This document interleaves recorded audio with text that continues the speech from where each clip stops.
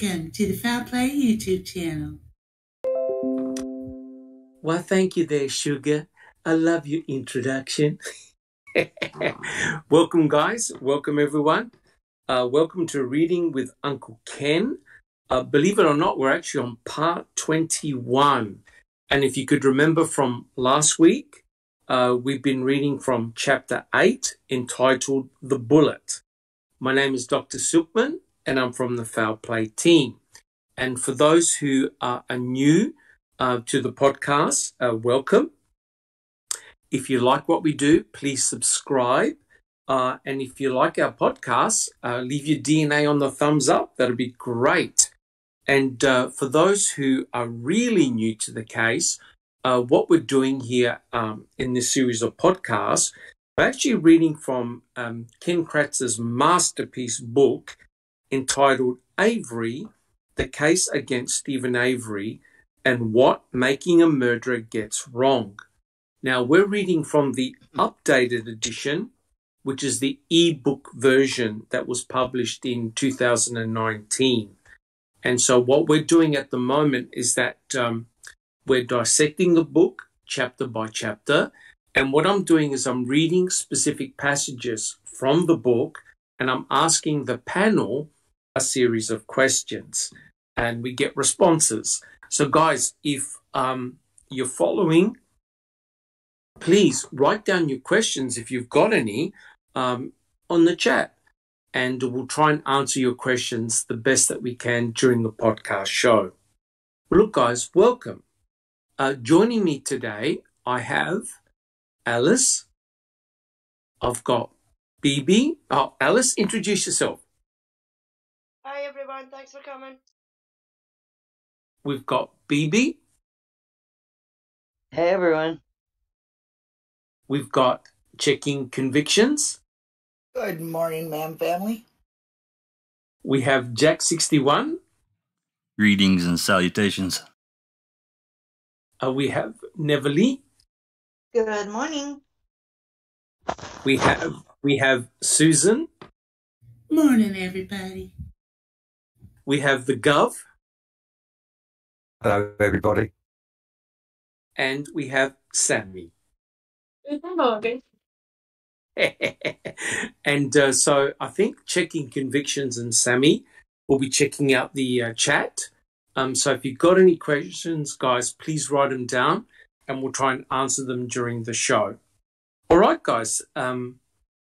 Like I said, a lot of us have been very busy on YouTube and doing other podcasts and things like that. I'd just like to remind everyone that at the moment we're uploading a lot of Stephen Avery's phone calls, and that's been uploaded, I believe, by Zoe. And Jack61, do you know how many phone calls we've uploaded so far? The jail calls? I think, overall, I think there's, I want to say 1,480. Right. Yeah. I think total. There's a huge amount. So they're being uploaded onto our channel. Please check them out if you've got some time. There's a one more thing, Doc, and yes, Jack60. Yeah, Zoe forwarded some more, and I got them yesterday. I haven't went through them all. I'm not sure if there's any new ones. We'll be diving into that later today.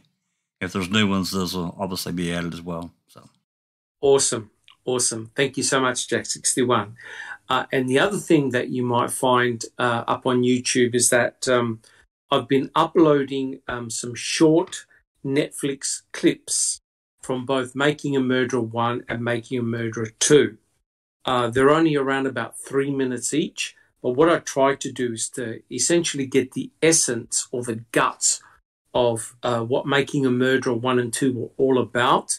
And I tried to find snippets, and I've joined bits and pieces together, really giving newbies to the case an idea of what went down back in 2005, and also not forgetting what happened to Stephen in 1985 as well. So check out those little clips. We've got 61 of them uploaded already. And the feedback I've been getting is that they're very, very useful. And I always check the comments, and the whole team does, and adds bits and pieces. So please, if you find anything particularly interesting that you want up, let me know. We're only allowed to do 3 minutes max, otherwise it'll get flagged. So yeah, let us know if you found them useful. They're really good, especially if you're new to the case or you just want a refresher. Well, look, guys, what we'll do, we'll start the podcast proper. And as I said, we're actually on a very important chapter entitled The Bullet. And as you know, Ken Kratz, during the trials, made a big deal about the bullet fragments, and he was very, very cunning. And what we're talking about are two particular bullet fragments, item FK and item FL. And these were bullet fragments that were found in Stephen Avery's garage after Brendan Dassey gave his really coerced confession. And it was Mark Wiegert that actually told Brendan Dassey, a direct question, who shot her in the head? Because clearly Brendan Dassey had no idea about any shooting scenario. And it was pretty obvious that the investigators were getting pretty upset and pretty frustrated with Brendan. So he basically went along.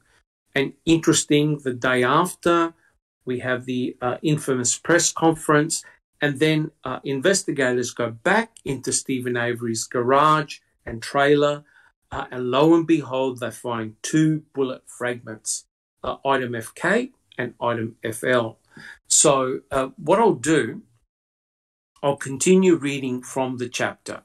And this is question number 6, and I quote, "The only thing we could say for sure was that the garage floor had been cleaned with heavy applications of bleach and paint thinner, containers of which had been found earlier in the investigation.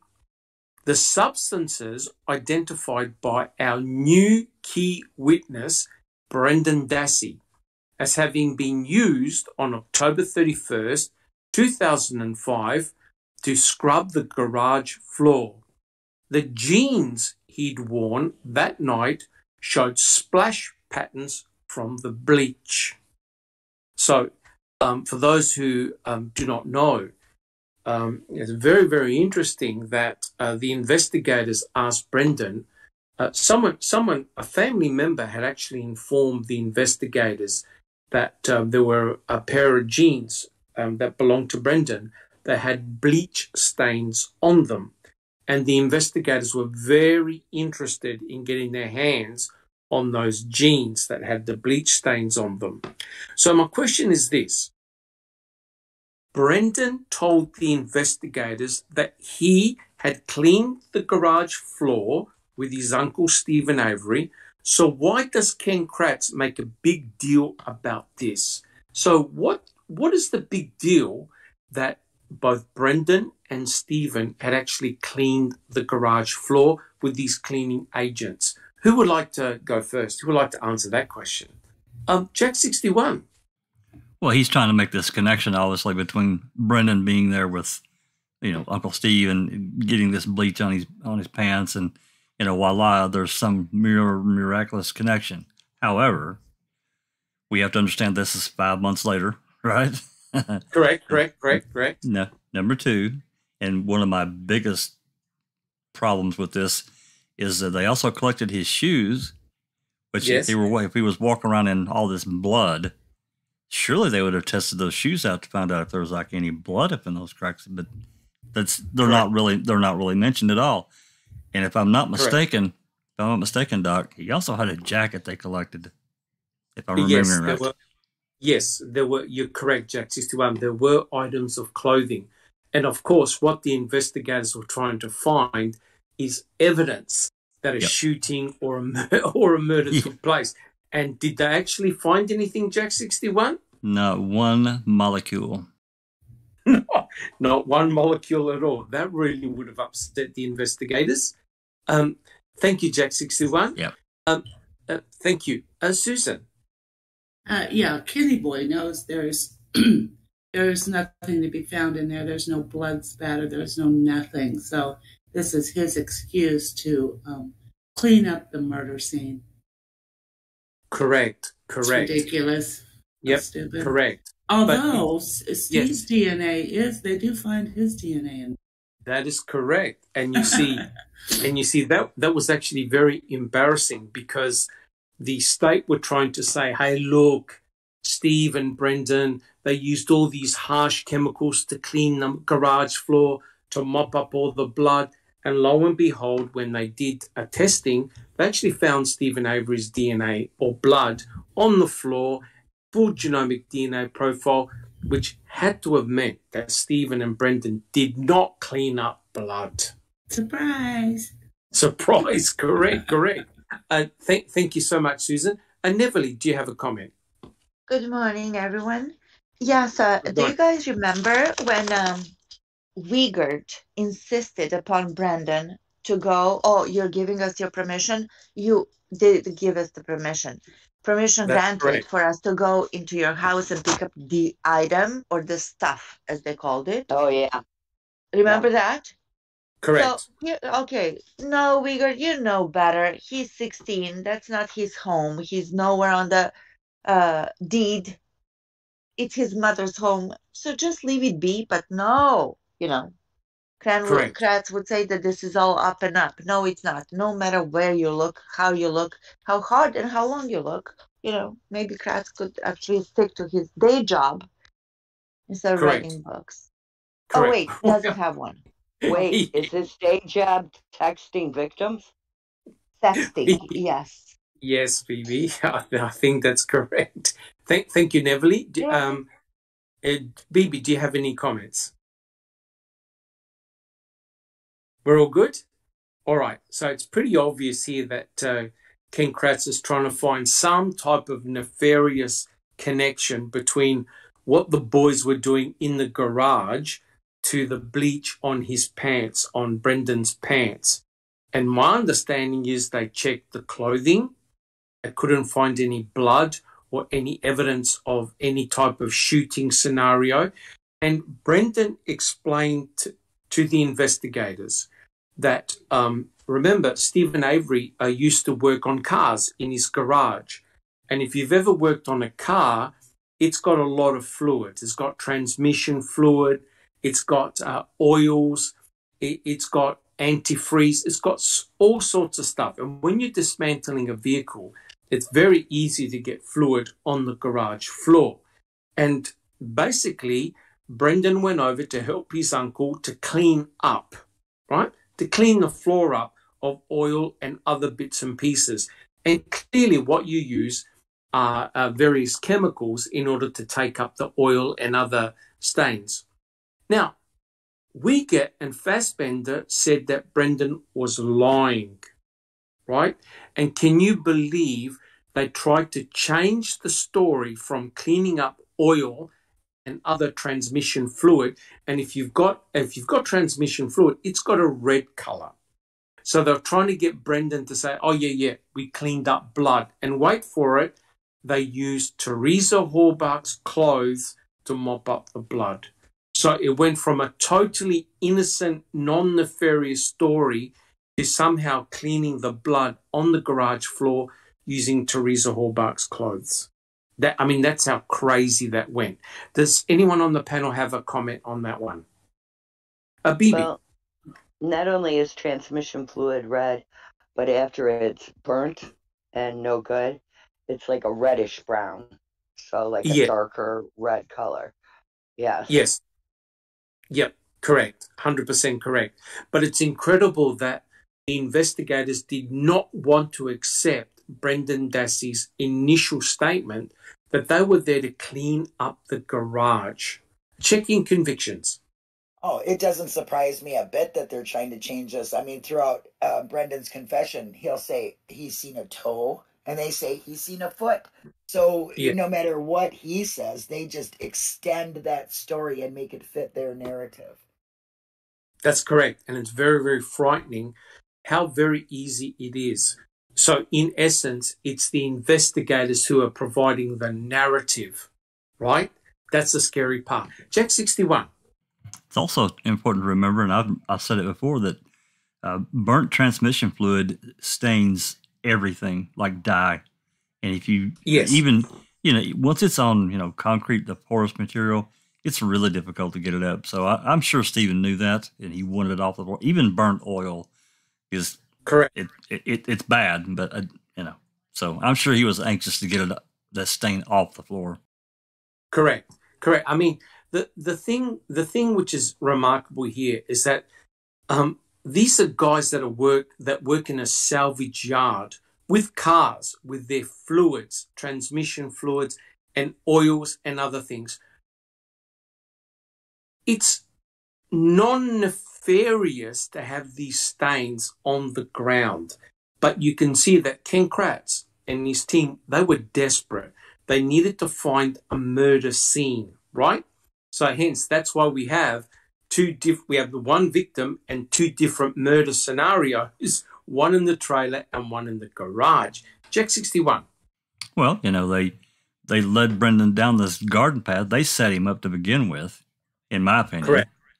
Correct. So that setup led to getting into the garage, which again led to another setup of, you were cleaning up. Are you sure it was transmission fluid or burnt oil? Could it have been blood, Brendan? Well, I don't know.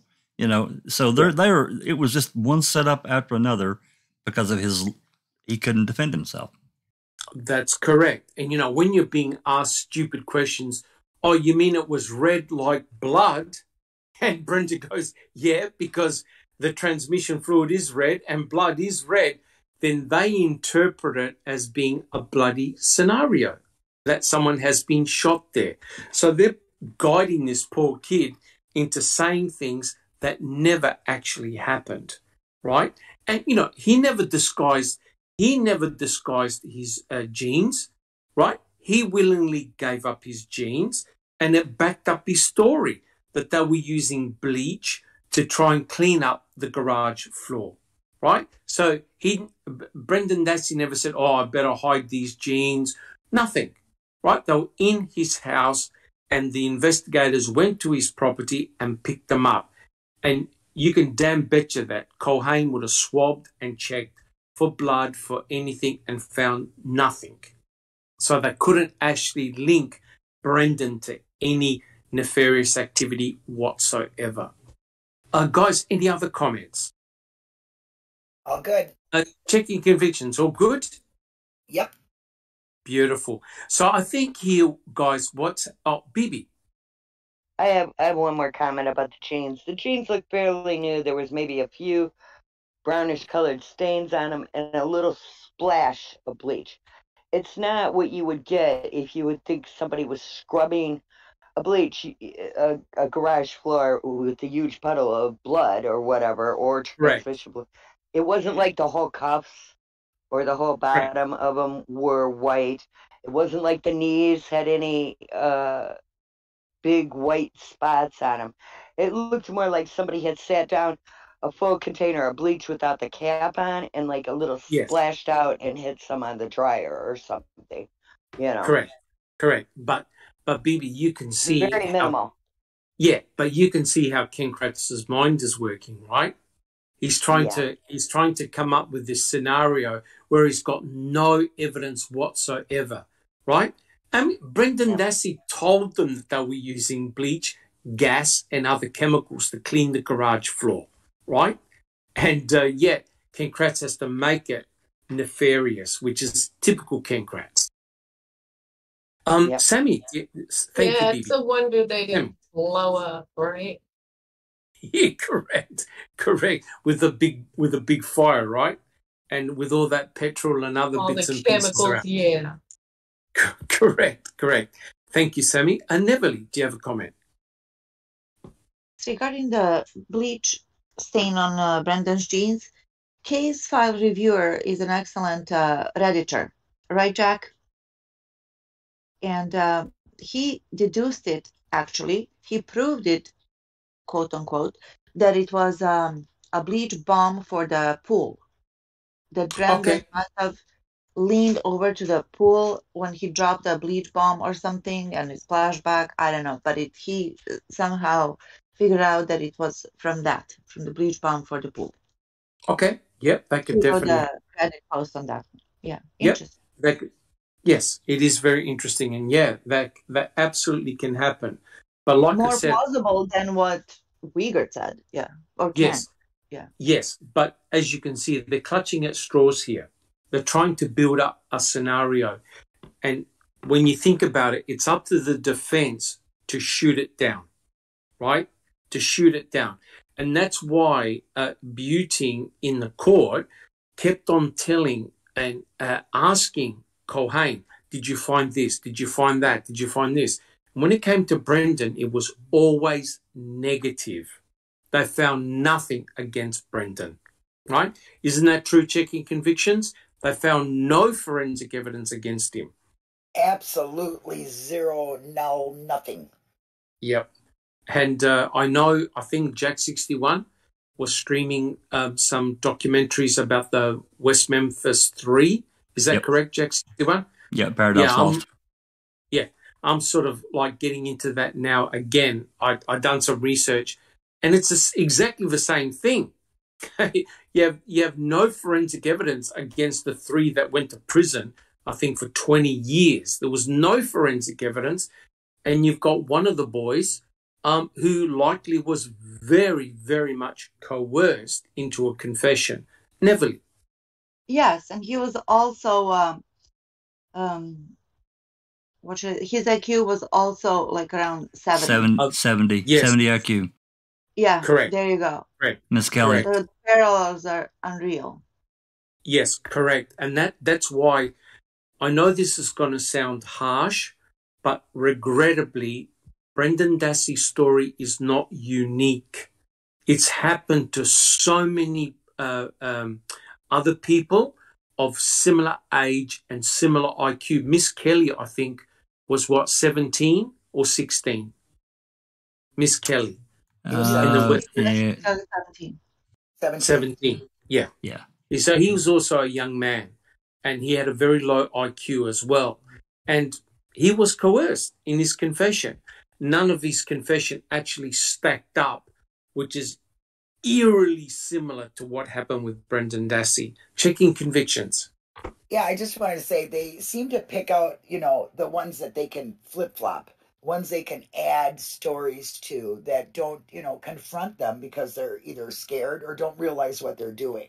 So they just take the weakest link and make it the longest. You know what I'm saying? That's correct. 100% correct. That's 100% correct. We know that Brendan Dassey was targeted. I mean, the state put 2 and 2 together, and they realized that Brendan Dassey was Stephen Avery's alibi, and vice versa. So they had to absolutely hammer Brendan Dassey. Neville, do you have any comments? Yeah, and here's the infuriating part. Besides the fact that they got, Brendan and Stephen in prison for nothing.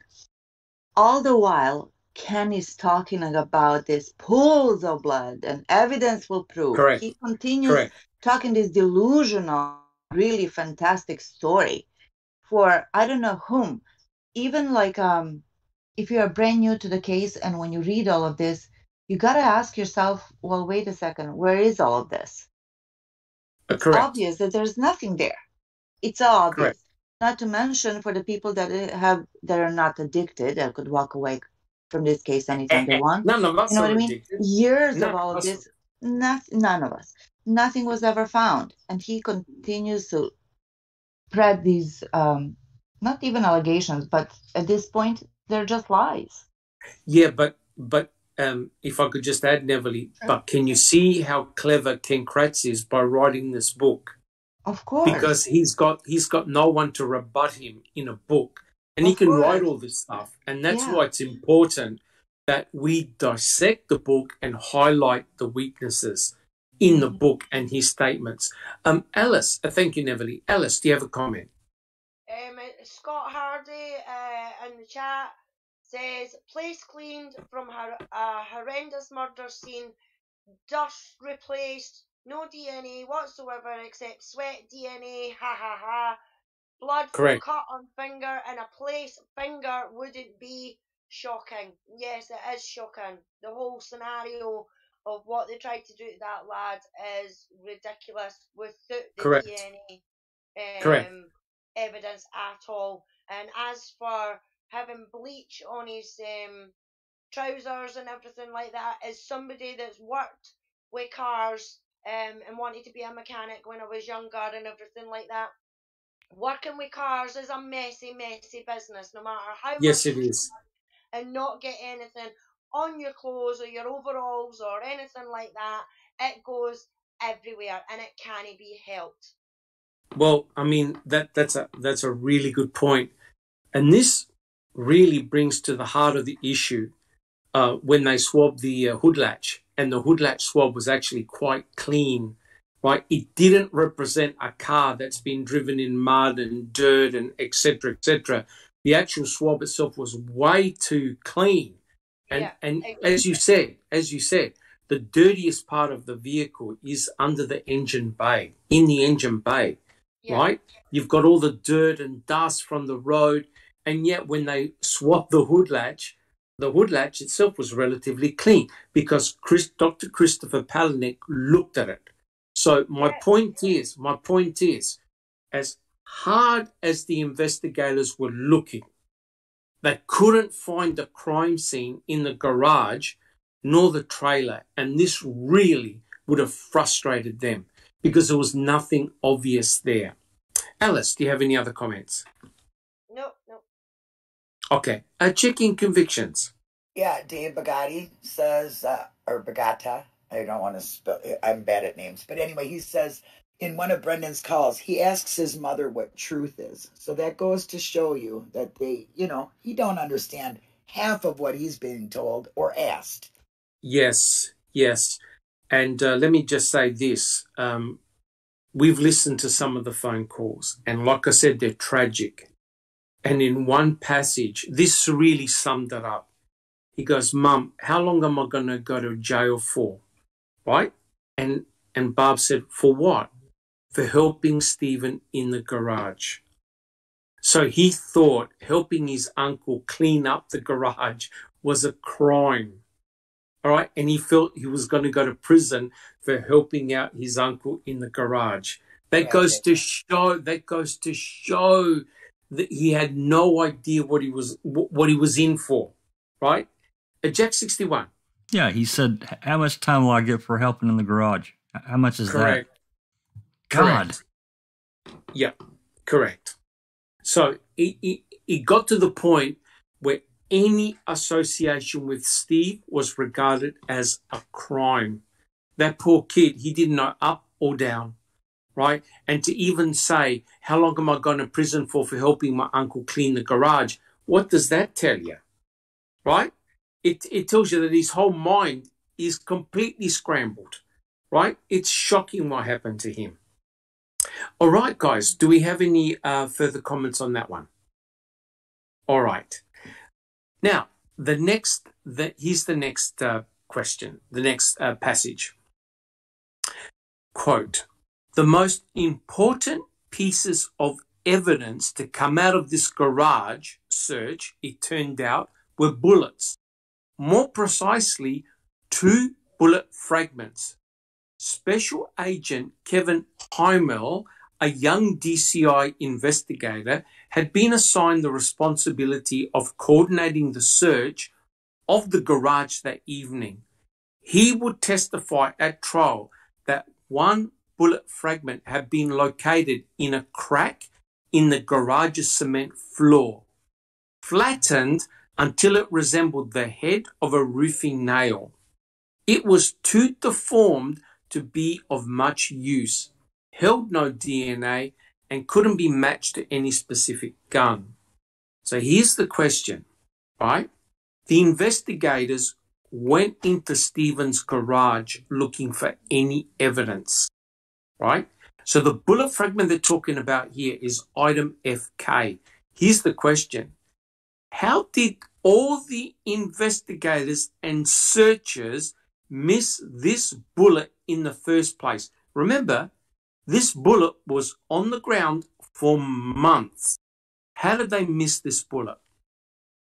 Were they looking for bullet? Jack 61. No, they weren't looking because that part of the story hadn't developed yet. So Correct. that goes back to this freaking setup that O'Kelly and Kaczynski colluded with the state and set Brendan up to get him get them back in that garage. Voila! Correct. Hey, we found some bullet fragments. Correct. What I didn't appreciate was that it actually took Eisenberg quite a long time before she actually got the cranial bone fragments X-rayed, right? So it didn't happen instantly. I can't remember the date off the top of my head, but the cranial bone fragments were not X-rayed for quite a while. And then she wrote a note to Fassbender saying, oh, we've got evidence of bullet strikes. And it's interesting how this was very close to when they were interrogating Brendan. And it's very interesting how the story all of a sudden now became focused on shooting. Incredible. Checking convictions. Well, according to Tom Fassbender, them things are extremely small and they might not have seen it the first time. You know, it wasn't a crack and they're so small that they missed them. I just had to laugh when you said that. Correct. Yeah, I mean, if you're doing a proper sweep and you're looking for any sort of evidence of foul play, surely a bullet fragment's going to be one. But I think what must have been frustrating, and Jack 61 will back me up on this, is that I reckon that when the investigators went to the property, they found spent shells everywhere, right? Even Stephen Avery complained that when he was mowing the lawn, his lawnmower would hit the spent shells, so he had to pick them up, right? And there's a classic scene in Making a Murderer 2 where Kathleen Zellner goes in the garage and she finds a whole container full of spent shells, right? Clearly, probably the ones that were picked up by Stephen. They're everywhere around the place. Jack 61. Yeah, talking about what you were talking about a minute ago with Dr. Eisenberg, I don't know why January of 2006 comes to mind. I could be wrong on that date, but that comes to mind of when they got the X-rays done. Yeah, it wasn't done. It wasn't done immediately. No. So I think I'm not sure who said it, but it's because the story wasn't evolving yet. The story wasn't evolving yet. Remember, these cranial bone fragments were very, very small, and they had to be X-rayed to determine that a bullet had transited through the skull in two different places, and they found radiopaque fragments, evidence that a bullet went through the head, went through the skull, right? 2 bullet strikes. So now, obviously, the investigators were thinking, okay, now we're going to find a bullet, now we're going to find a gun. Now, don't forget, the Marlin Glenfield Model 60 rifle, that was confiscated very early on in the piece, right? Because they arrested Stephen for felon in possession of a weapon. So that way they can get all the searches and all the search warrants done and out the way. Very, very clever. Alice. Yeah, I mean, you've got to remember as well, Doc. I mean, the guy that Stephen was renting the trailer off of and whose gun it was, said on the stand that he shot that gun on that bit of the land thousands of times over so many years. You know, so just because of the ones that Stephen used doesn't mean to say that there wasn't going to be any shells of that there, because even he said that he shot on that bit of land. Correct. Numerous times, you know. Correct. Thank you, Alice. In actual fact, what Roland Johnson said, I've got the quote. He was asked by Buting how many times he actually shot the rifle, and I'll quote, maybe 5 or 6 bricks, which are 500 in a brick, 25, 3,000 times, right? So clearly he had shot that rifle a lot of times, and he even said in the garage, around the garage, everywhere. So it's very likely that it was actually, in actual fact, Roland Johnson who had fired Ida Maffel. But we'll talk about that in a minute. Not Stephen Avery, because Kathleen Zellner actually showed photographs of bullet strikes going through the wood paneling into Stephen Avery's garage. And it's likely it was Roland Johnson who had fired those shots, right? Checking convictions.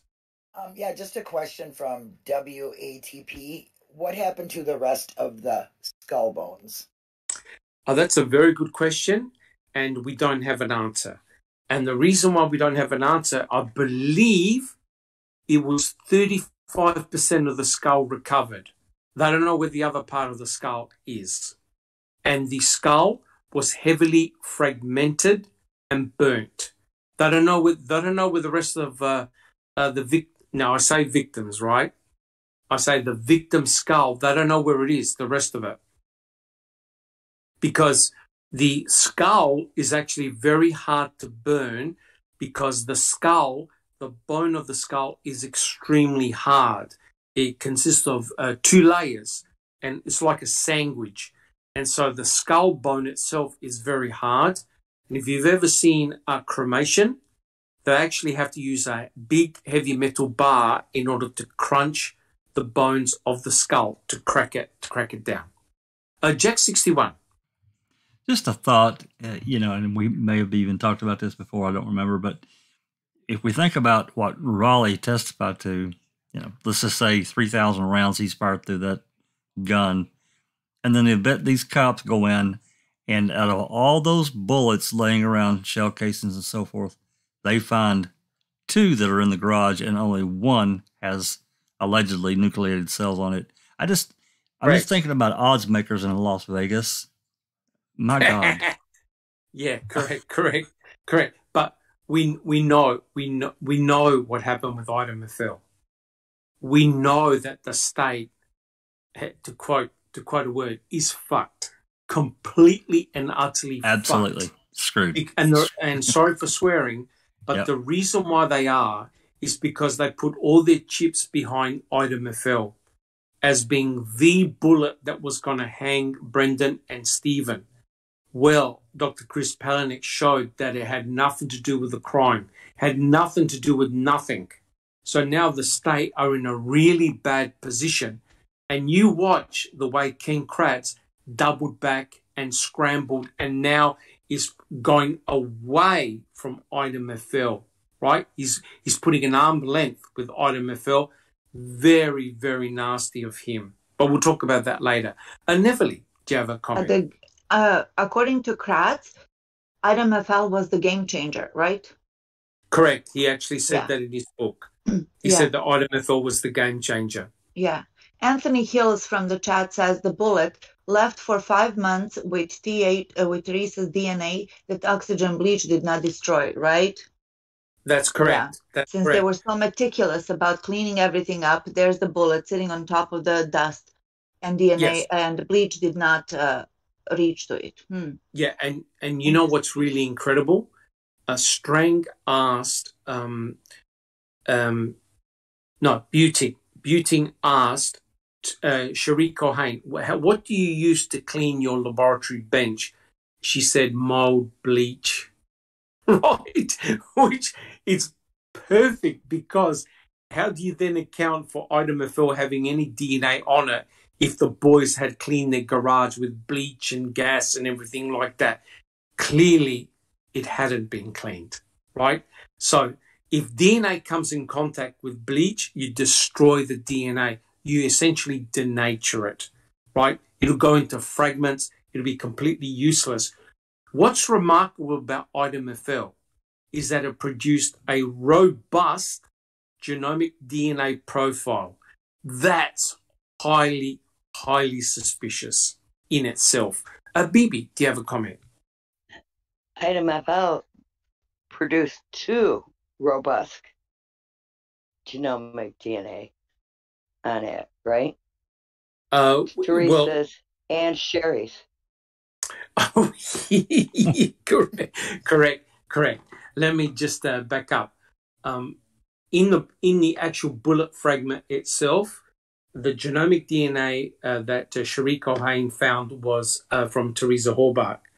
However, Cherie Cohen contaminated the PCR negative control with her own DNA, right?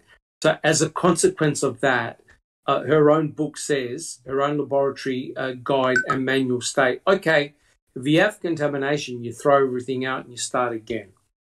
The problem that Cherie Cohen had was that she utilized all the DNA from the bullet and could not go back into the lab and redo another extraction. So she had to get a deviation request form. And you know what? Her supervisor never signed it. And it was rather remarkable that in court, she said, oh, that was an oversight. An oversight. If your own supervisor doesn't sign it, you're in deep, deep trouble. Yeah, I bet you heard. I'm sorry. Yeah. Sorry. Jack 61. I bet her supervisor told her to screw off. Shove Her off. supervisor, I 100% agree with you, because it would have been the supervisor's head on the platter. So had the supervisor signed it, she would have been brought up to court to say, why are you signing a form that it's not purpose fit for what you want to do, right? You could only use it for exclusionary purposes, not inclusionary purposes. I believe Cohen went behind the back of the supervisor, went to her friend De Groot in another laboratory and signed it. And that's it. So that's unbelievably dishonest. Sammy, do you have a comment? I have a question about that. Is it even legal? No. The whole purpose is that the form that she got signed was not fit for purpose, right? You could only use it for exclusionary purposes. You can't use it for inclusionary purposes. And she had to get her own supervisor to sign it. Her supervisor never signed it, which means that the form itself was illegal and not fit for purpose. And if the judge if the judge was cluey, the judge then and then would have said, you can't submit item FL. But you know what, guys? I'm so glad that it's now in evidence because they're in big, big trouble. Checking convictions. First of all, Cherie found a lot of DNA on every piece of evidence that had any. I mean, more than Correct. And she also only deviated on this one time. Never did it again. I mean, it's a very unusual thing for her, but she has contaminated so many things. So maybe she has. Correct. She contaminated the bullet. If it wasn't so high of DNA, she might have contaminated that bullet from something she had along her desk. If she contaminated it herself. Correct. She had worked with Teresa Horbach's DNA, right? And if you're preparing genomic DNA from a pap smear, you're going to produce a huge amount of DNA, right? Because it's a very rich source of DNA. Trust me, I've worked in a laboratory. I've worked in a lab where we do cloning DNA fragments. Even though we're separated by benches, I ended up cloning somebody else's DNA and they ended up cloning my piece of DNA. How in the hell did that happen? It does, because DNA, it can transmit through the air. It can land on a surface. Despite you cleaning it, you can't get everything perfect, right? So Cherie Cohen proved that just by being near the tubes, she put in her own DNA. So the question is this: if she put her own DNA in the control, how do you know she didn't accidentally put in Teresa Horbach's DNA in item FL? You can't. That's why you have controls for. Bibi, do you have a comment? Just on something Linda said. Cherie found high amounts of DNA on everything except for The blood smear on the back of the RAV door. Correct. It's That rather she couldn't get a full profile on that. That's correct. And Yeah. I think the reason why is because A23 didn't point to Stephen or Brendan. Right. And it would have hurt their case, because remember, the state went with the case of Stephen Avery was actively bleeding. Well, here we have blood on the back of the RAV, on the back door of the RAV, where you have to open in order to put Teresa Horbach in the RAV. And the state weren't interested in re-extracting A23. Completely bizarre. Checking convictions. Thank you, Bibi, for that. Thank you. Mystical Jinx says, let's remember she got her own DNA in a control while teaching students, but the defense was not allowed to be there for the test because they might contaminate. That's correct. And that's the joke, right? That is the joke. And that's why I strongly believe, had Strang and Buting had a molecular biologist on the panel, Cohane would have run out of the court crying, because the molecular biologist would have absolutely hammered her about her sterile technique of doing PCR, which meant that because she had the highest contamination rate in the lab, she could have easily contaminated Ida Meffel with Teresa Horbach's DNA. But there's one other thing. She could have also added Teresa Horbach's DNA to Ida Meffel, right? To so-called close the loop. Remember what Fassbender said? Tried to put her in the garage and in the house. Well, she already put her in the house with the key. Now she put Teresa Horbach in the garage with Ida Meffel. Remarkable. Neverly, do you have a comment? Yes, too bad you were not born when this was all going on, Dr. Molecular Biologist. Well, yeah. I was doing my PhD then. I could have gone to you could have. Oh, there you go. We need Dr. Silkman on the stand, right? Well, the thing is this, right? They could have got any competent molecular biologist, right? And the molecular biologist would have destroyed Cohane. Yeah, he was competent. But having said that, Buting did a really, really good job, right?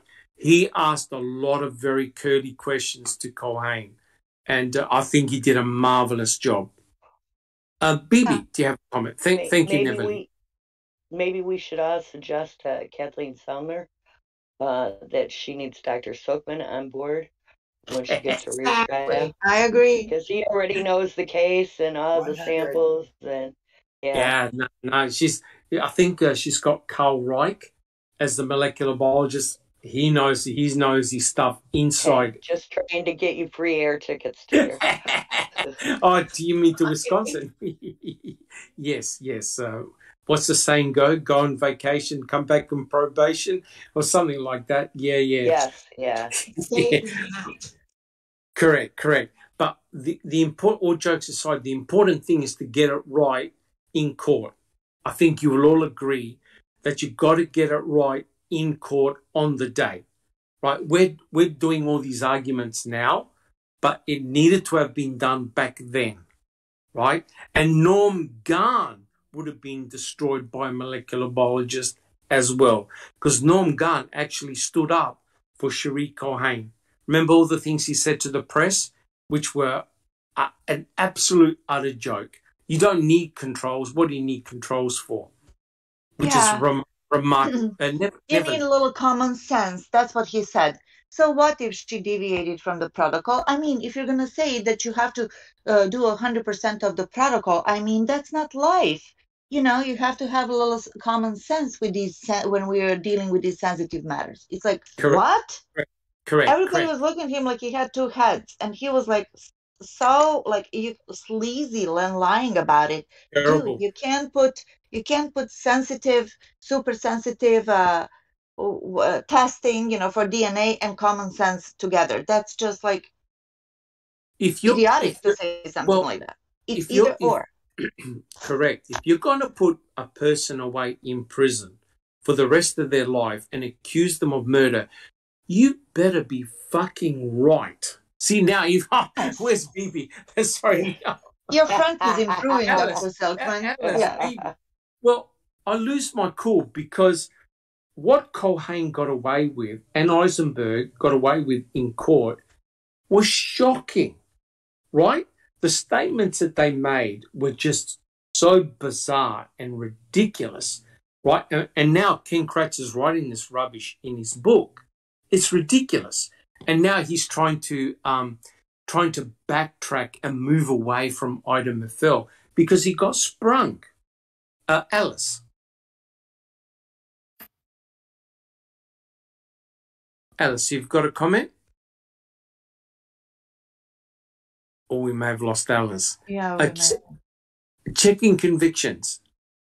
Yeah, I just want to put out there that she used up all of the samples, so we cannot go back and check any of this from her. It's convenient that she's just how convenient. Yes. Well, this seems to happen with a lot of stuff, though, in this.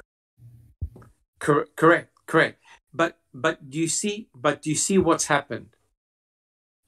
She actually used all the DNA from the key and all the DNA from the bullet, which means that no one can retest the key nor the bullet. And to quote BB, what does BB say? What do you say, BB? How convenient. It's sort of like, oh, I'm sorry, you can't test it because I've used it all. Susan, do you have a comment? Yeah, I like Sean's comment. He says, in this case, they deviated from common sense to fit the protocol. Yes, they did. They did. Correct. They're trying to fit all this forensic evidence that makes no sense into a narrative, right? And the problem is they're trying to use Brendan Dassey's narrative, which doesn't make any sense and is not backed up by forensic evidence. Bibi. Well, if these guys had regular jobs like at the grocery store or at the fast food place or anywhere, and they made these they made these horrible mistakes, they would be fired. Correct. You know, it's really funny because if you use that analogy, imagine if you're building a car and a certain percentage of your cars have got a faulty pipe, a fuel pipe going to your engine, a faulty fuel pipe. And under certain conditions, the pipe comes off and your car bursts on fire and you end up dead. Would that be acceptable? Would that be regarded as common sense? And let's use a bit of deviation. Sometime with our auto industry. Of course not. So in a forensic laboratory where you're putting people away for a long period of time, if not forever, you got to be 100% correct. You can't be, oh, well, I had to get a deviation form. You're either correct or you're not. Right? There's no grey area. Culhane was looking for the grey area, hoping that no one would ask the tough questions, and they did. Checking convictions. Yeah, I mean, isn't this criminal behavior? I think, if it was any one of us doing something like this, we would go to jail for it. Lose our jobs and everything. Correct. If you did this in a laboratory, a normal laboratory, like say I'm in a laboratory and I'm faking results, fudging results, and not only will I be tossed out, I may end up going to prison, right? If you are in a forensic lab, you have to work with special guidelines. You've got to be absolutely 100% correct. You make a mistake, there's no problems. You redo the experiment again. You don't come up with piss poor excuses. Oh, well, I used up all the DNA. Hey, common sense tells you that you only use half. You always leave half. So if you've got to go back and retest, you've got it there. How can Culhane use the entire swab for the key and completely wash the bullet in buffer and use all the DNA. And her excuse was, I didn't know that we didn't know how much DNA we were going to get, so I decided to use it all. How in the hell did she know the quantity of DNA she was going to get from the key and from the bullet? To me, it really is a poor excuse on her behalf. Shocking. Guys, does anyone have any comments? Jack 61. I think what she did it intentionally, but that's me. I think she was under immense pressure.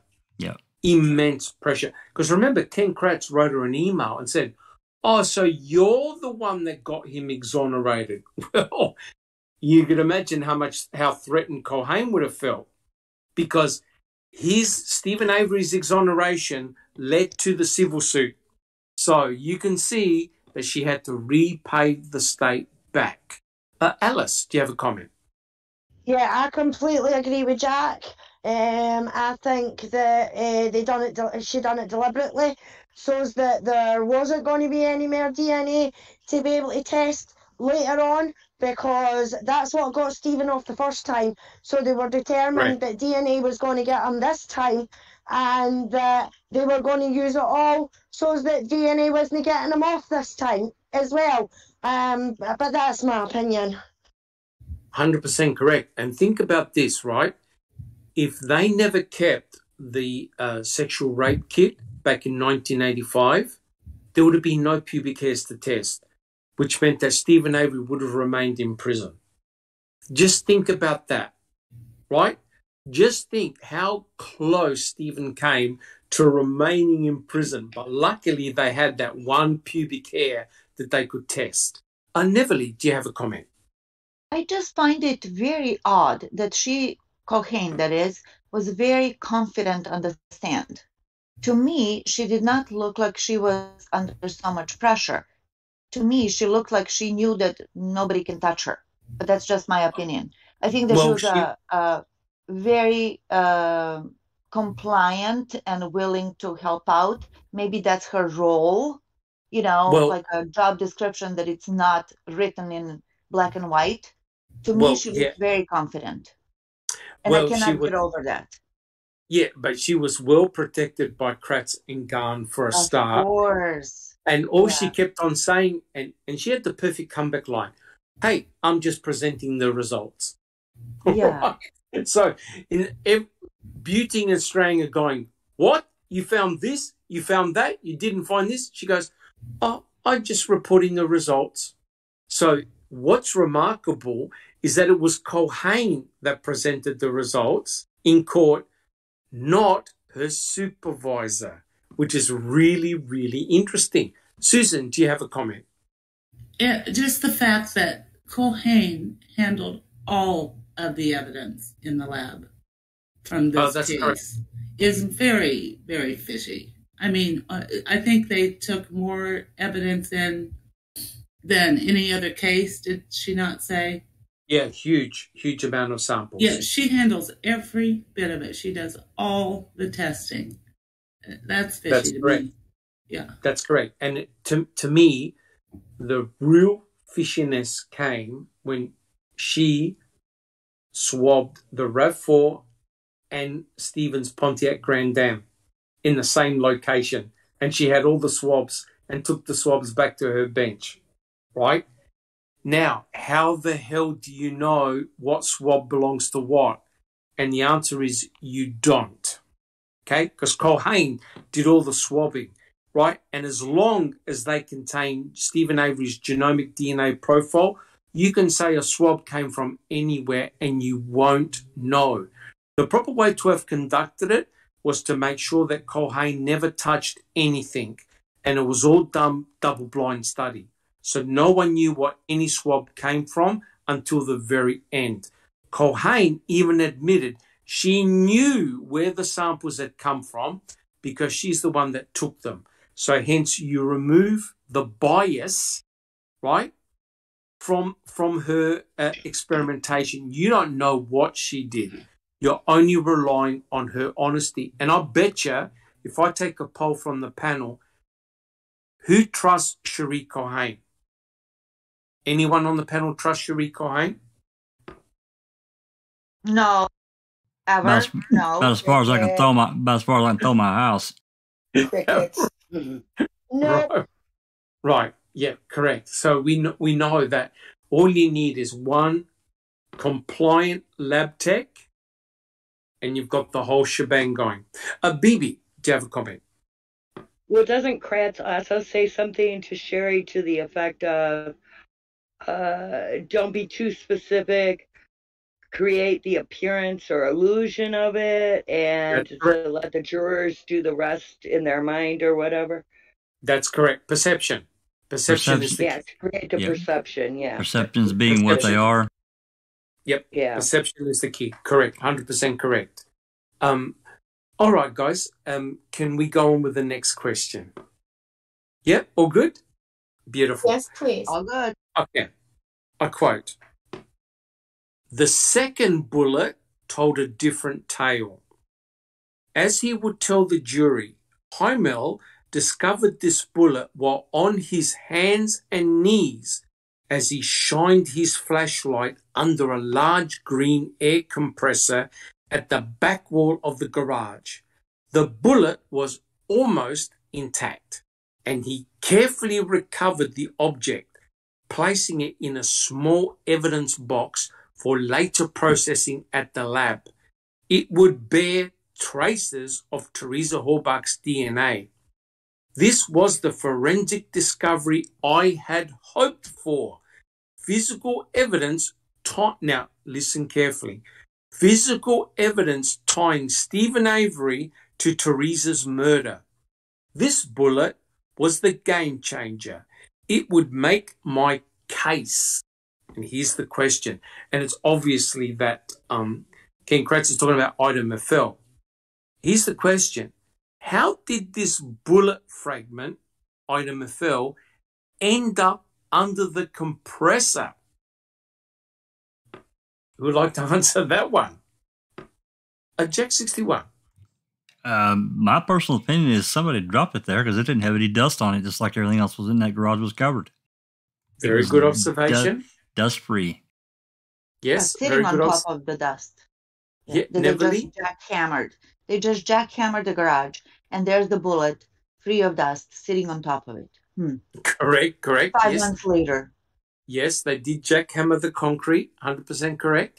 Checking convictions.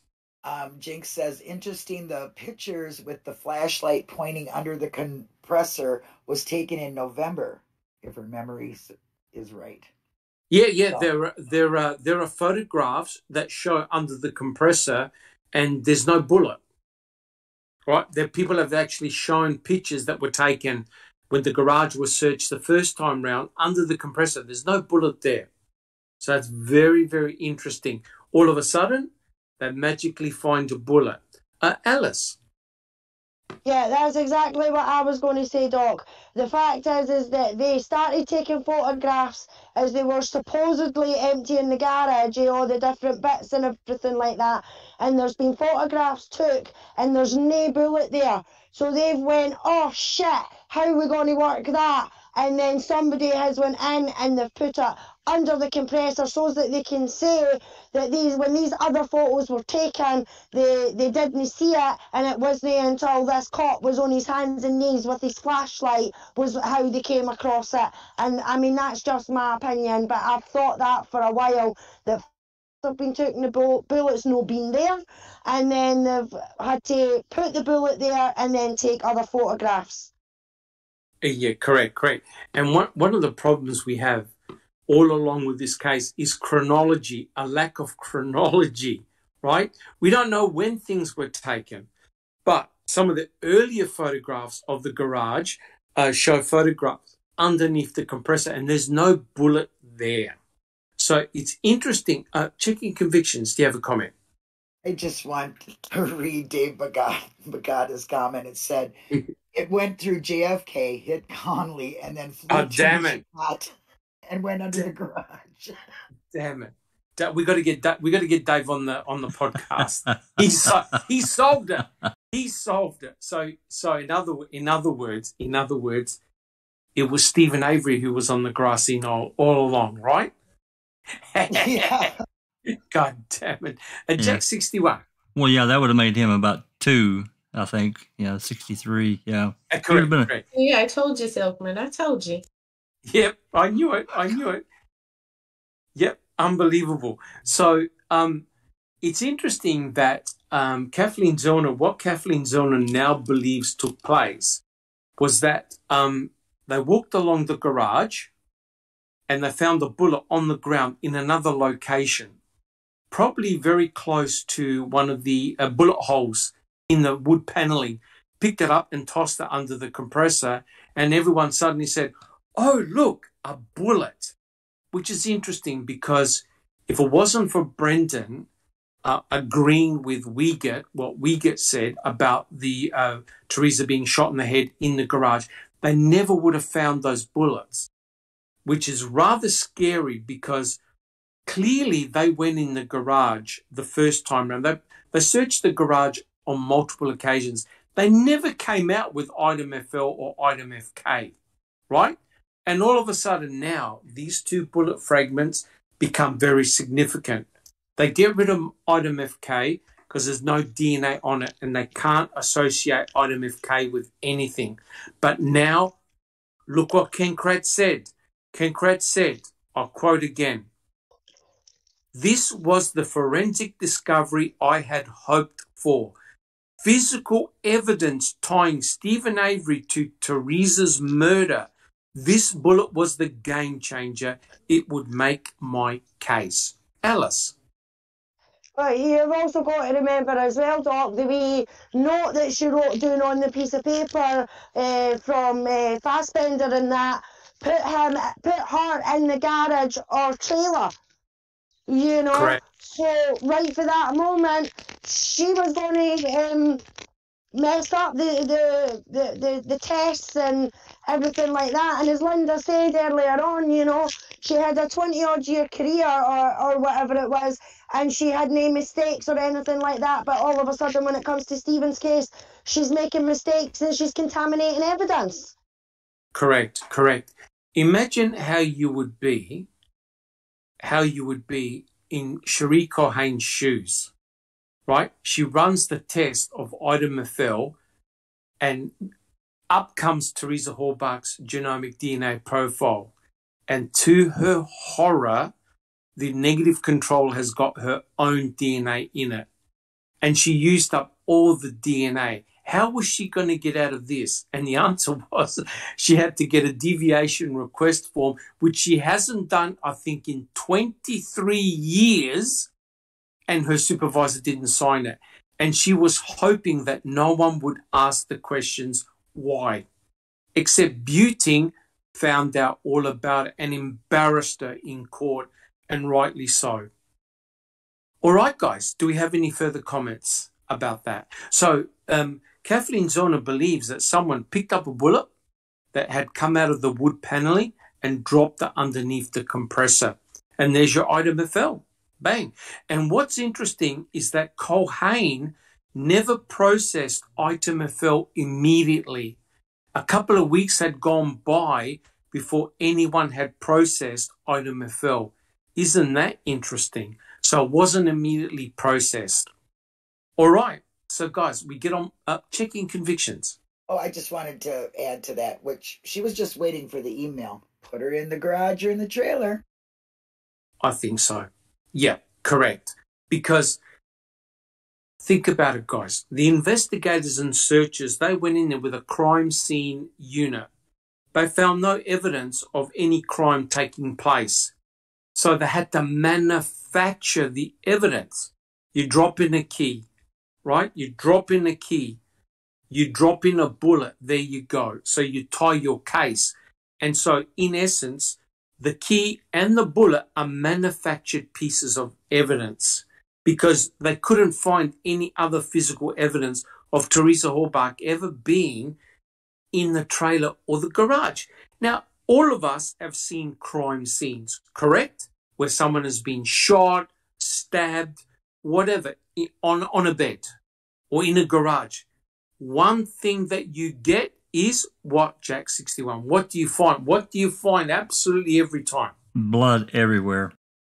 Blood absolutely everywhere, right? The stench of blood, people comment. Here, they found nothing. They found absolutely nothing. And then suddenly, you get the key.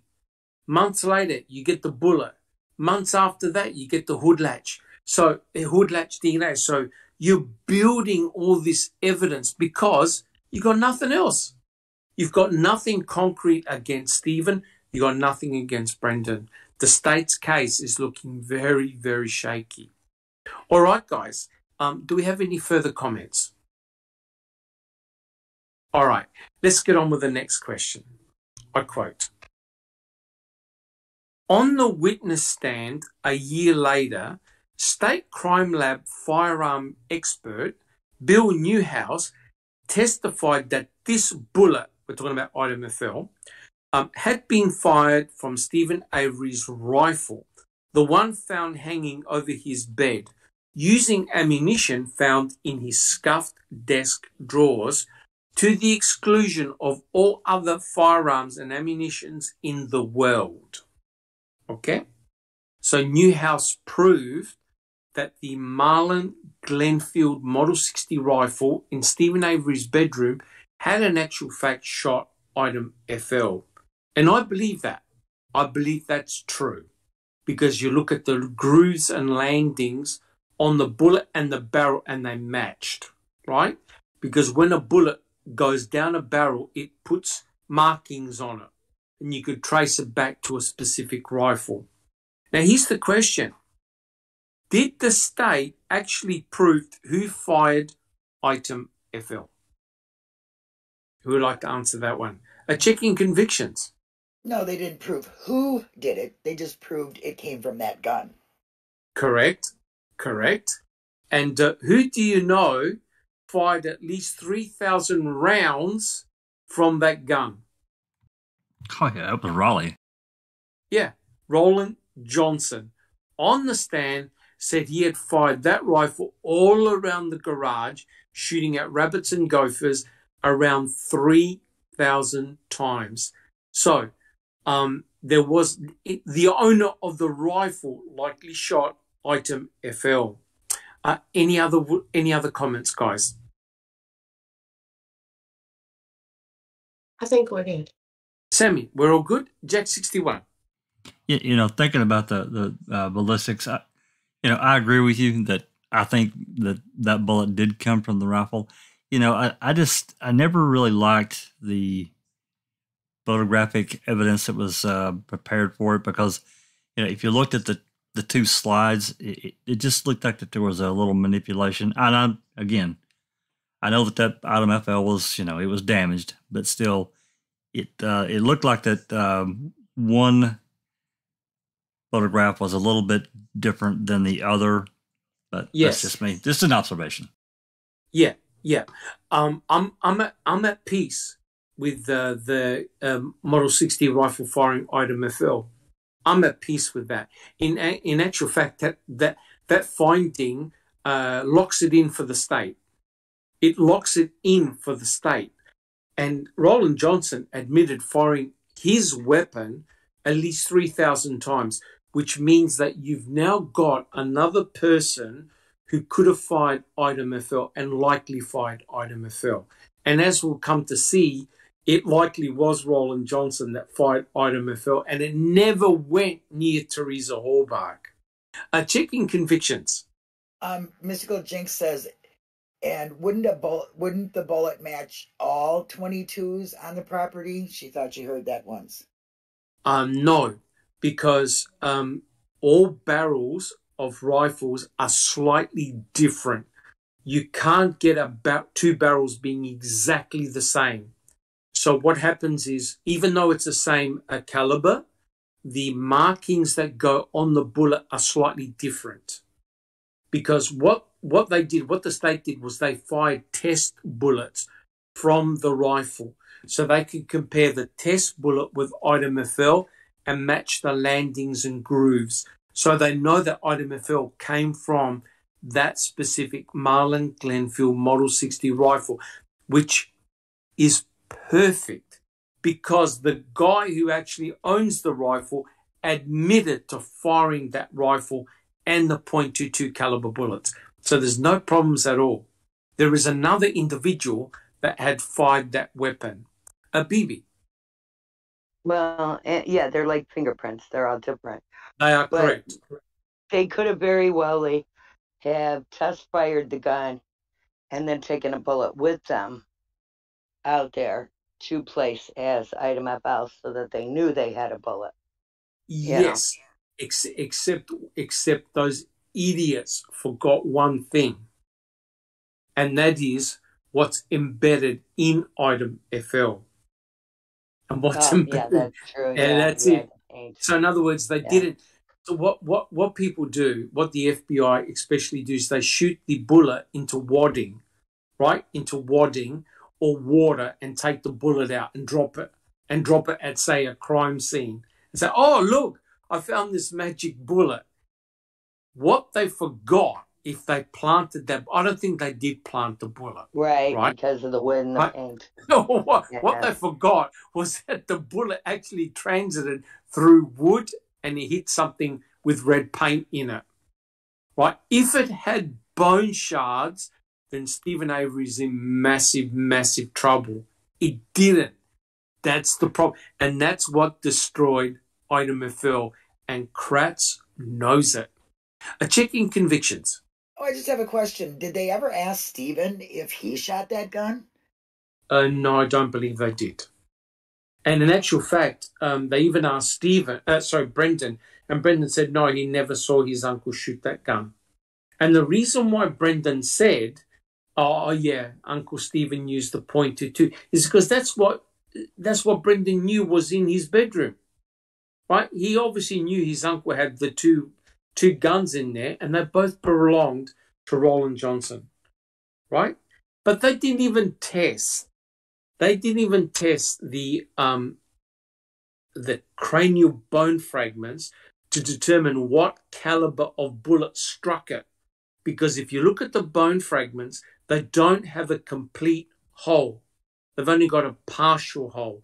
The other part of the cranial bone fragment is missing. So they don't have an entire hole in a bone. They've only got part of it. So they could only really guess the diameter, but they never found a bone fragment with an exit wound, only entry. Jack 61. I think it's interesting they didn't clearly test the rifle for touch DNA from Stephen, around the trigger guard area. Oh, they did. They did. Did they? They did. Yes, Culhane swabbed the trigger guard. Culhane looked for blood on the blowback blood on the barrel, and I've actually noted down what they examined the Marlin Glenfield Model 60 rifle. This is what they found. They found no DNA belonging to Stephen Avery on the rifle, no DNA belonging to Teresa Horbach on the rifle. They found no blood on the rifle, but they didn't do any fingerprint analysis. That's and you know why? You know why? Because imagine if they found Roland Johnson's fingerprints on that rifle. Yeah. There you go. There you go. And to make matters worse, Culhane said she saw no blood on the bullet, no stains on the bullet, and no tissue noted on the bullet. So how in the hell did this bullet strike a human being and exit from that human being? And in court, what did the medical examiner say? The cause of death was gunshot to the head. So in other words, the bullet went through into her brain. So how the hell did this bullet come out of the skull and end up on the floor? It happens in Wisconsin. It happens in Wisconsin. I'm telling you, don't go to Wisconsin. If you thought, for those assassination buffs, if you thought CE-399 was a magic bullet in the Kennedy case, this one is the magic bullet in the Stephen Avery case. There's another magic bullet here, guys. Checking convictions. Yeah, I just wanted to point out that a 22 doesn't even have the velocity to go through completely through your skull and out the other side. It will lose. It's not strong enough of a bullet. Correct. And in actual fact, Kathleen Zellner hired ballistic experts and actually proved it. The spent bullet ran out of energy towards, they had ballistic gel between the two bovine bone fragments, and the bullet didn't transit right through. You couldn't do a through and through. As you correct checking convictions, the bullet ran out of velocity and couldn't do a through and through wound. Susan, do you have a comment? But Craft, Ken says he never said it went through her skull. It just grazed her. Yes. Bounced off the wall and under the compressor. That's right. Easy explanation. Yeah. Except don't forget the bulletproof tarp. You had to have a bulletproof tarp. Correct.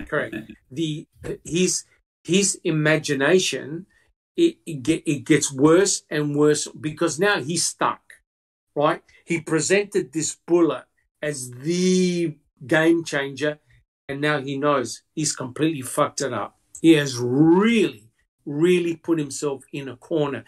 And that's why Zellner is going to get the boys exonerated on the back of Item FL because they don't have the bullet that killed Teresa Halbach, and they pinned everything on Item FL. Item FL never hit skull. But wait. Certainly. In the next edition of Ken's book, quote unquote, he's going to claim that Twat was on the bullet. Yeah. Correct. He has not totally exhausted his options. Correct. Checking convictions. Mystical Jinx says neither of the 2 bullet holes on the skull were exit wounds, correct? They were entry wounds, correct. Entry wounds. And you could tell by the beveling. So what happens is when a bullet hits skull bone, you have a smaller hole on the outside and an explosion on the inside where the bone shatters. So you have a much bigger hole on the inside. The cranial bone fragments clearly show a bullet strike from outside to in. Yeah, they're entry wounds. They haven't found exit wounds, so there's no evidence of a transiting bullet. A BB. Well, and if they wanted to shore this up better, they could have taken the radio peg inside the skull, the little pieces of lead, and compared them with the backs of bullets. 100% correct. They matched the same lead compounds. The metallurgy. Correct. And you know what? They never did it. The state, this is the unbelievable thing, the state never linked the cranial bone fragments to Item FL. And the reason why they didn't do that is obvious. Because had the elemental composition been different, there goes your Item FL in court. They're stuck with it. In court. Yep. So Item FL all of a sudden becomes just another bullet on the garage floor, except it's got Teresa Halbach's DNA, right? So the defense would argue, well, you've contaminated it. You either did it deliberately or accidentally. Which one do you want, Cherie Cohen? Right? So that's exactly what the defense team was trying to get at. And Neverly, do you have a comment? Question. So if she was shot in the head and the bullet did not get out of, there's no exit wound, right? And she was placed on the creeper in the RAV, and moved onto the fire area because it wasn't a pit until they made a pit. And they already found the rivet from the Daisy Fuente jeans. Yes. Why didn't they find a bullet fragment in the fire area if she was burned there and it was embedded in the head? Correct. Wouldn't it be there rather than in the garage? Correct. Well, well, if the Dassey Fluente rivet survived this great big whopping fire, then why not a bullet? And they didn't find bullets. And the reason for that is very simple. Teresa Horbach was not shot on the Avery salvage yard. It's as simple as that. And what is bizarre is this. Teresa Horbach, or the victim, was shot execution style. Once in the back of the head and once near the left temple. Someone must have got very, very close with a gun to shoot someone in the head twice, at least twice. That's just unbelievable. You know? Well, and Chink says they also would not say if the entrance wounds were postmortem or not. Correct. So they don't know. They've got no idea, A, where the rest of the skull is, B, no evidence of an exit wound. Because a big proportion of the skull, they don't know where it is. Checking convictions. Yeah, Dave Bagata says he supposedly shot several times and one could have went through her jaw or neck. Well, if that's the case, where are all the bullet fragments from all these, 11 shots, supposedly? Correct. But you see, here's the weakness of that argument. There was no blood noted on the bullet. There's no tissue noted on the bullet. But what we do know is this. There are bone shards.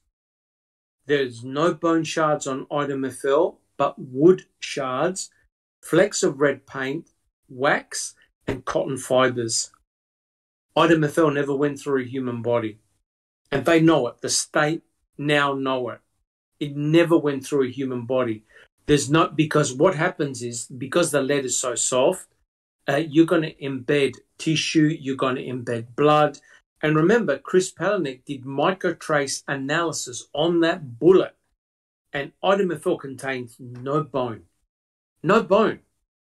So hence, it never struck the skull.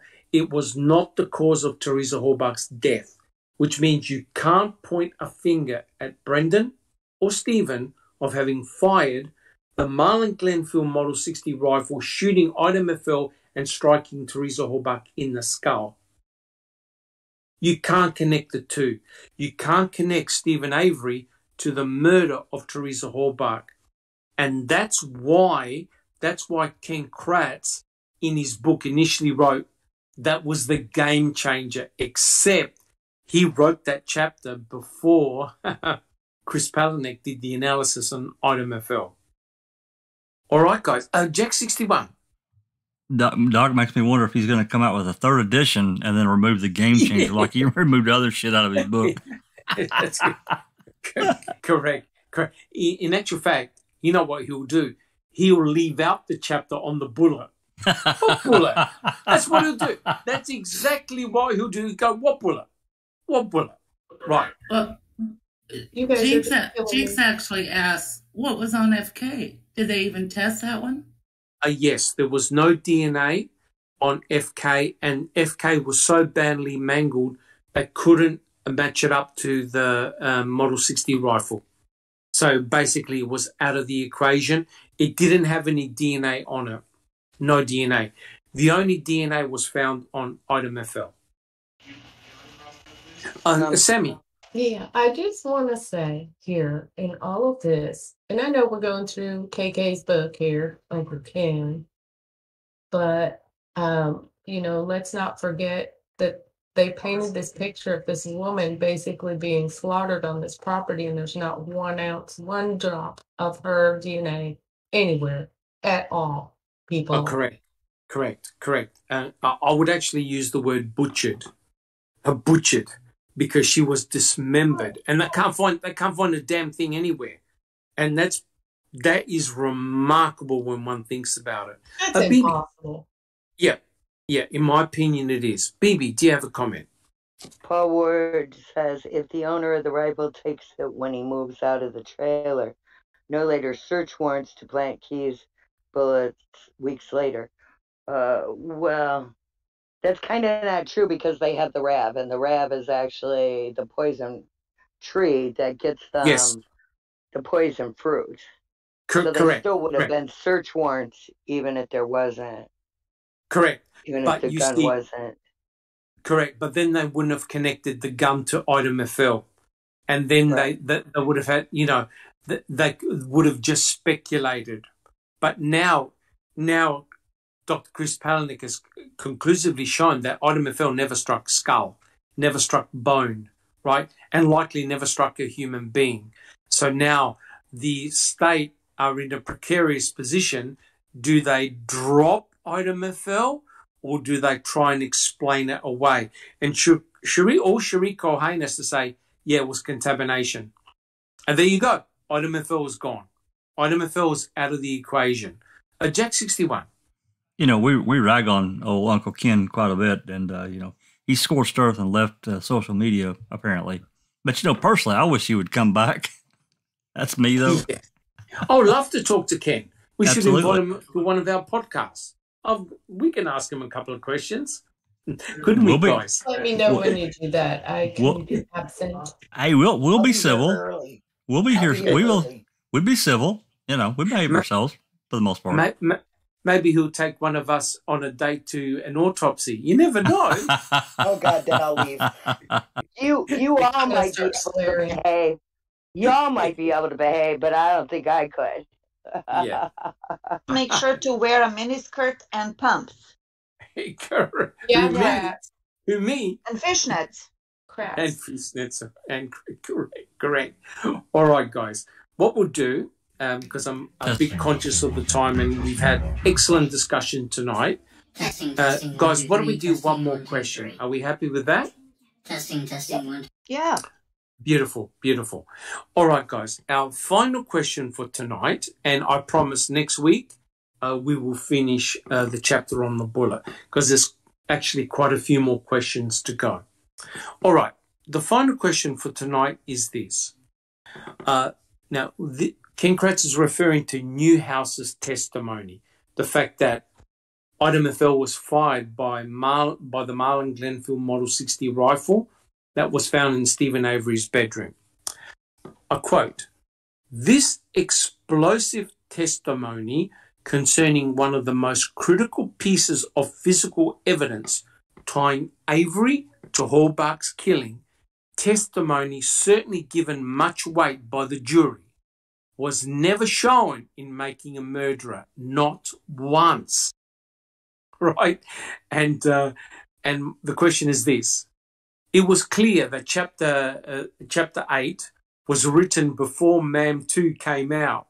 Would Kratz regret, so the question is this, would Kratz regret making such a bold statement now? Who would like to answer that one? Checking convictions. Well, first of all, I don't think Kratz has any regret, okay? But he'd make up some excuse. I mean, he would come up with something, he'd pull it out his ass somewhere. Yeah, and he did. We'll cover it in a later chapter because remember, he had to add additional chapters because MAM 2 came out. Yeah, but isn't it incredible that he's still harping on about the connection of item FL to the murder of Teresa Halbach? And what is unbelievable is, and Jack could back me up on this one, he never said it in court. Nope, he didn't. But he implied it. He was so sneaky and slippery. He actually never said it in court, but by God, he implied it, and he even implied it in his own book, Checking Convictions.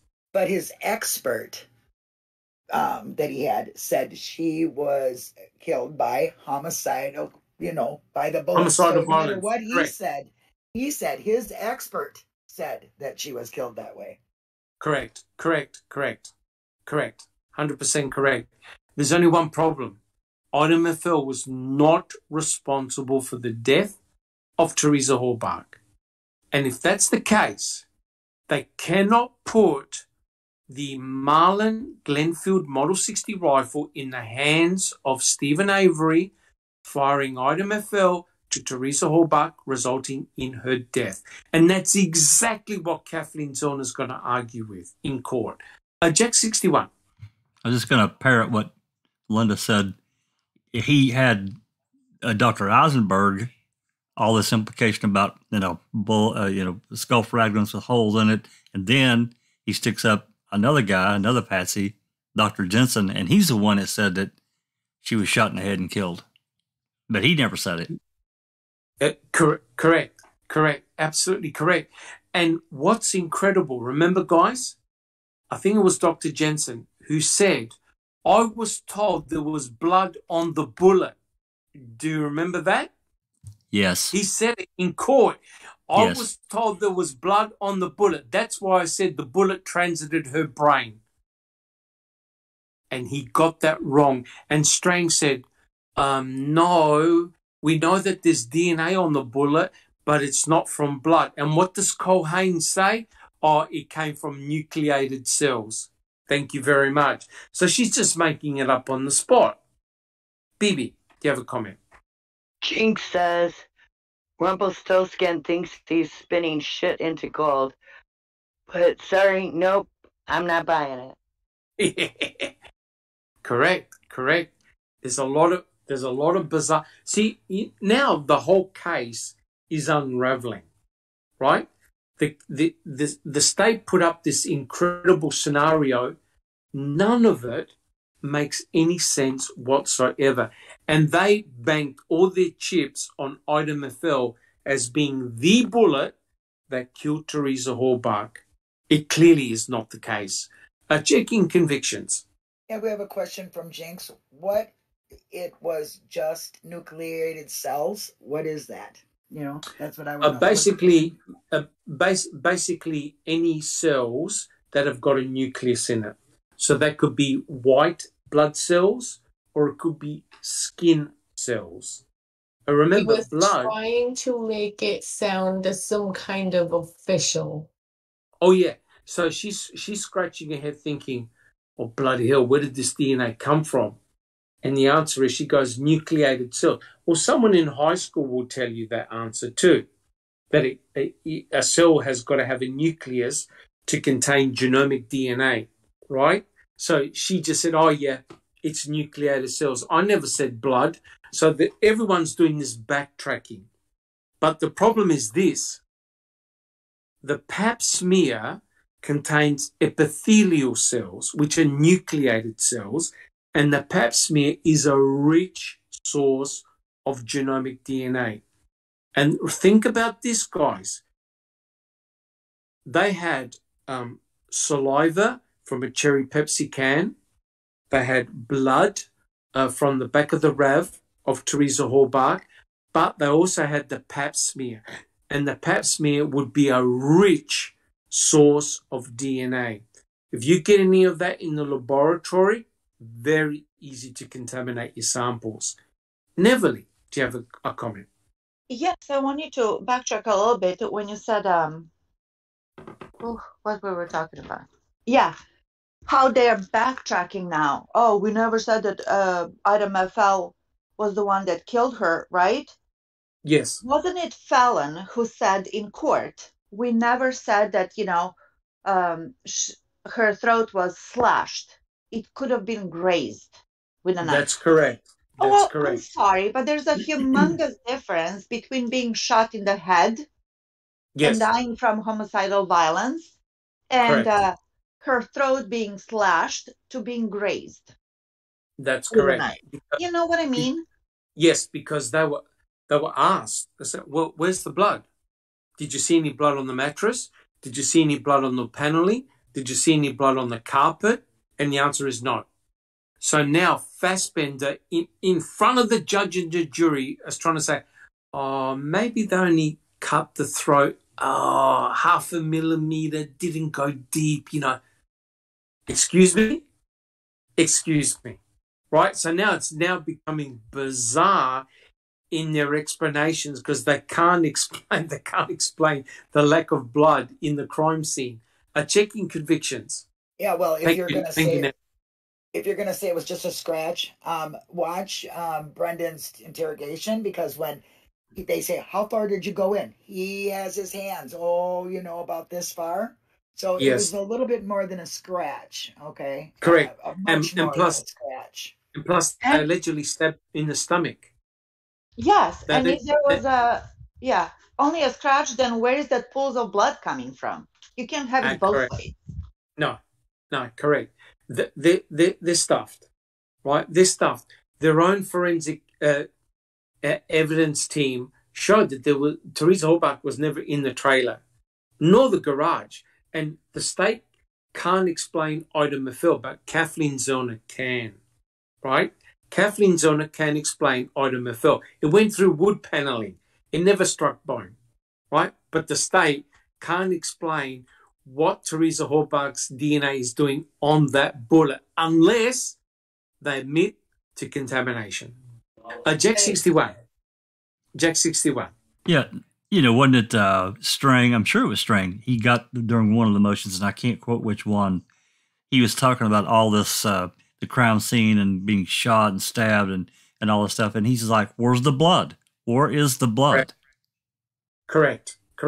And remember, it was Ken Kratz that said in his opening statement that there were pools of blood in the back of the RAV. No, there wasn't. There wasn't pools of blood. Sammy. Yeah, Jinx said in chat, they said cut her throat in the legal criminal complaint. Is that not saying it? Yes, correct. 100% correct. You slash your throat. Neville will tell you, Neville is a nurse. Are you cut any of those major blood vessels in your neck and you're going to be squirting blood up the ceiling and into the wall? Yeah, only 2 jugulars. Yeah. Correct. These are major blood vessels. And you stab the stomach. The stomach is contains a series of organs which are rich in blood. You can have blood everywhere. There was nothing. All right, guys. Do we have any further comments? All right. Well, look, guys, I reckon what we'll do, we'll leave it here. We've nearly gone for close to 2 hours, and it's been awesome. So, guys, what we normally do is we'll go down the panel, tell us what you've been doing in the last week and whether you've got anything to add. Alice. Hi, everyone. No, nothing new to report. Same usual stuff. Podcast, open mic. Rhonda's feeling a bit better, I think, because she's been on voice a couple of times in Discord. So hopefully maybe next week or something like that, we'll start up again with Daniel and his case. So I'm looking forward to that. And I've got post-conviction of Brendan with the lovely Linda and Becca on Sunday, going over meow meow and things like that. So looking forward to that. Awesome. Thank you, Alice. Bibi. Just really working on making sure we have something to do and usefulness for all our time at the rally. I can't wait. When do you actually go? We have the place reserved. We get it the Thursday before the rally, and we have it till Tuesday after the rally, because we're planning on going to Calumet on Friday and going to Governor Evers on Monday afternoons. Right. Awesome. Well. And then I've been, looking for the best Bloody Marys we could get in for Sunday and, stuff like that. Well, important stuff like that. Yeah. Awesome. Are you guys going to do some podcasts, right? Some live? We're gonna be, if we can, we're gonna live stream it in and Jack will put it right on. If not, when we're done, when we get back to the house, we'll Wi-Fi it in, one or the other. Fantastic. And also, if you guys don't make it back on the panel next time we do a podcast, we know what happened to you guys, right? Well, we made arrangements to make calls in. you know. I am going to have GPS on me, and I am going to be tracked by everyone I know. Because they know where I'm. Good. Thank you, Bibi. And we're all staying together as a group. We're all staying together as a group. Nobody's wandering off alone either. Good. Make sure nobody takes a walk in the woods, right? Right. And we're body cameras. Yeah. And goes anywhere near Cuss Road. Don't do it. Oh, we'll be going there, but in a group. Good. Thank you, Bibi. Checking convictions. Oh, speak for yourself, Bibi. I might sneak off and go check out some investigations myself. I don't know. You're not sneaking off nowhere alone. But that retractable dog leash with belts on it. Yeah. Just getting ready for rally. I'm doing the typical, every Friday with Positively Brendan on Brendan Talks.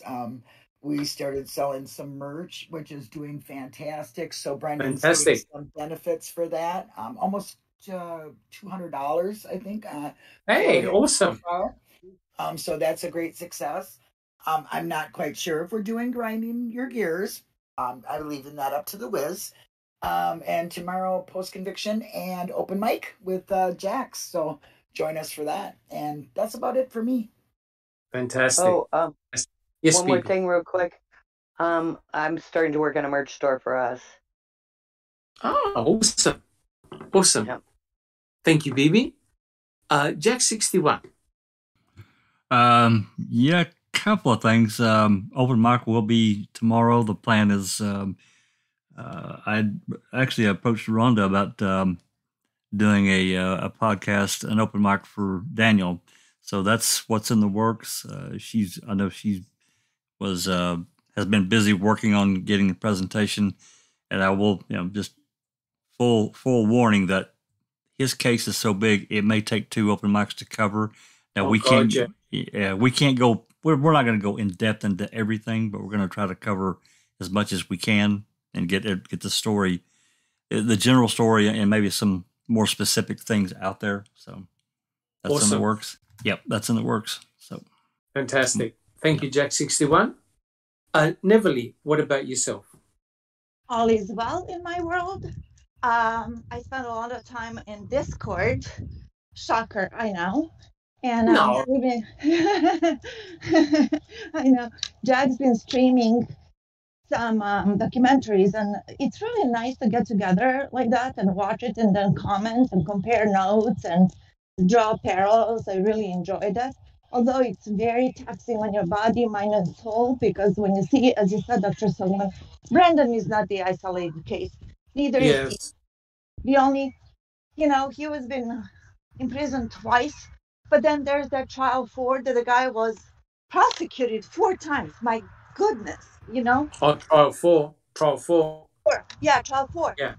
So it's just, it's really taxing, but it brings awareness, and here we are. It does. It's better to know, no matter how ugly it is. It's better to know the truth. Yeah, absolutely. Thank you so much, Neverly. Sugar. Hi, sweetheart. Thank you. Yeah, we all also just finished streaming Murder in the Bayou. That one. That's a classic. Gosh. And, it's a classic example of law enforcement corruption. Oh, yeah. And it also goes higher than, just the sheriff. It goes up to a congressman. Oh, God, yeah. Who was running for the Senate. And, it's just an example of why I have a problem believing that law enforcement is capable of murder. And, and so, I don't have a problem believing that in this case, in Stephen's case, that it was, them from start to finish. But it does happen, it does happen, and it is possible. So yeah, well, in that one, Murder in the Bayou, these poor young women were just disposable. They were just disposable, and no one cared. Yeah, no one cared. All these women kept on showing up dead, and no one cared. And it still hasn't been solved. And that was the same era that Teresa was killed. It was like 05 through 09 or something like that. Yeah. Oh, yeah. Yep, absolutely. Drugs, again, a lot of human trafficking, prostitution. It's the same old themes all over again.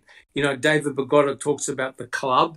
Well, the club isn't only in Wisconsin, trust me. Yeah. They've got clubs everywhere. They do? Very, very scary. Yeah. Thank you so much, Susan. No, thank you. No worries. Gov. Is the Gov there? Gov, how are you coming along?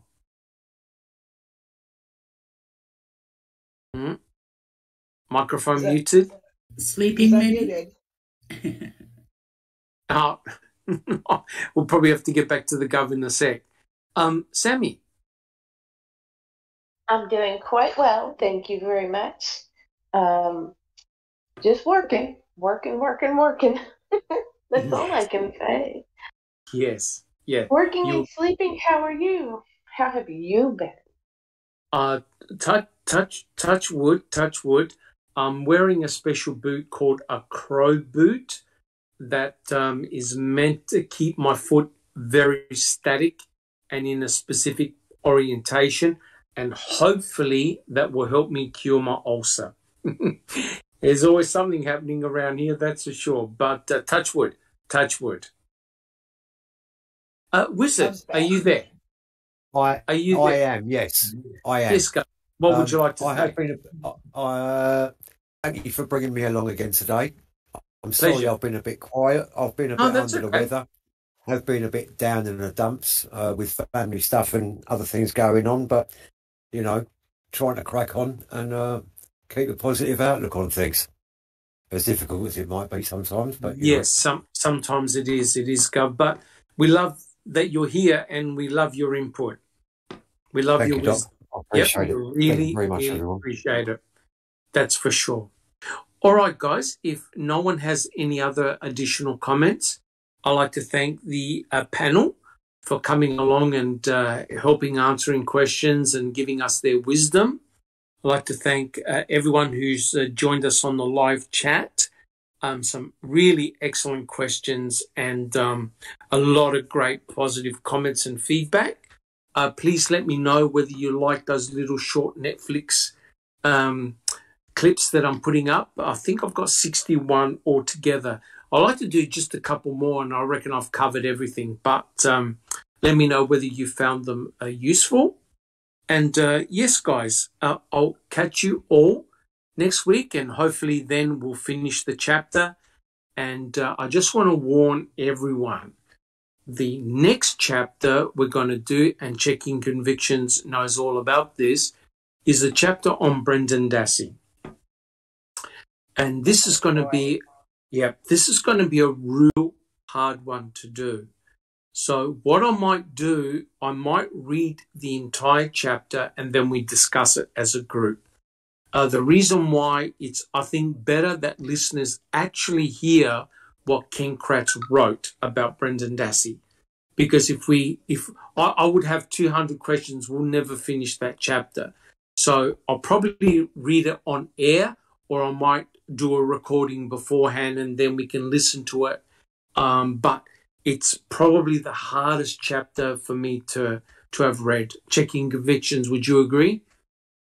100%. That's a heartbreaker, that one. Yes, it is. That's I don't think we can read a whole chapter, though. We're not permitted? We're probably not. I think it has to be snippets. Yeah, you copyright. You can grab the worst parts, and we can discuss that. All right. If you can just boil it down. Okay, good point. Because we don't want to get a strike to say, I've read a whole chapter. Yeah. Okay. Yeah. No. Thank you very much, guys. I'm sure we'll sort something out. Well, thank you so much, everyone. Thank you for coming and participating. And guys, we'll all catch you next week. Thank you so much. Remember, if you like what we do, please subscribe and give us a thumbs up. Leave your DNA on the thumbs up. Thank you so much, guys. Take care. This has been a Foul Play production.